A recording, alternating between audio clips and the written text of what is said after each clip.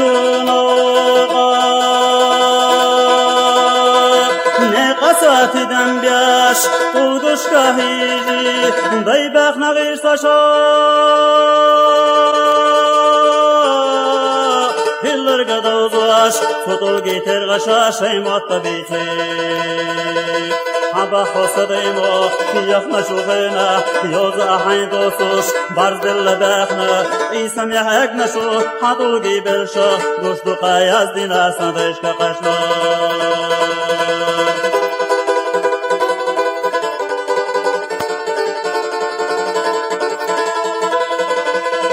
Şoymuş da irzana Hitten emyönüş Düştü qahat korga Yazdin ayoza Asyo şu tüntaha Qaylığa şoynuş Yahbiyakta qisım Başarı vayla Dadıq mürgmünüşsa Udaşa dütuş Lerin ala biyakşa Az hızavayna Harayuday khilla Tavkiyakta yüti Zamanu ta'ina Sutih iba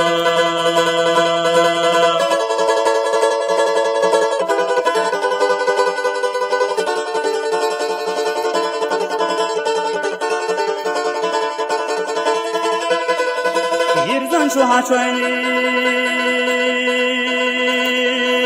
Lorok sovakşa Guatita yazina Ahor ağo Aslan çumak çokşa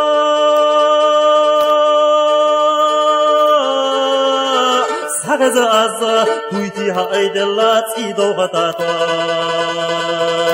Zamani salalo Şusyak koşkakdı Satsan nahittana Salih kalemnuş Doğan siya yassa Gulyalla marhuş Çetaşka hittana Şobel şaletta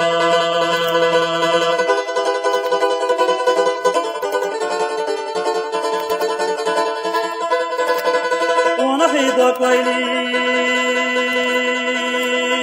Gullin alemnuş Soğuğu şu hestuaş Daykhilla çağu Hestadat saslemnuş